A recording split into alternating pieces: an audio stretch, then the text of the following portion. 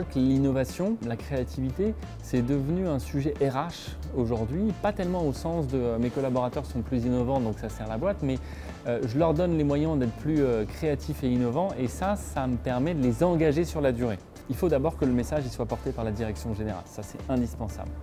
Et puis ensuite, il faut donner le moyen aux managers de considérer que c'est une priorité.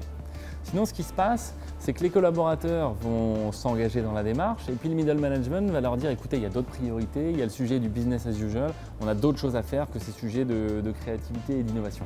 Ça va bloquer la démarche. Le deuxième conseil que je donnerais, ce serait d'accompagner les collaborateurs, de les former au business model, de les former à comment on obtient des feedbacks autour d'une idée, de les former à la résilience à l'échec. Enfin, il y a énormément de choses qu'on peut transmettre comme compétences à ses collaborateurs. Chez Pernod Ricard, il y a une façon de faire avec des façons de remonter les idées de l'ensemble du groupe qui sont connues depuis très longtemps, avec également des comités de direction de jeunes. On va donner énormément de liberté et de latitude à des jeunes collaborateurs qui ont fait la preuve de leur talent et qui vont occuper des postes pendant 1 an qui sont assez remarquables à cet âge-là. Et puis il y en a beaucoup qui s'y mettent aujourd'hui et là pour le coup c'est assez dur de tirer des conclusions tout de suite. Moi je dirais que ça ne peut avoir que des vertus pour retenir les meilleurs talents, pour leur donner les moyens de cet empowerment dont on parle beaucoup, d'acquérir de nouveaux outils, de nouvelles compétences.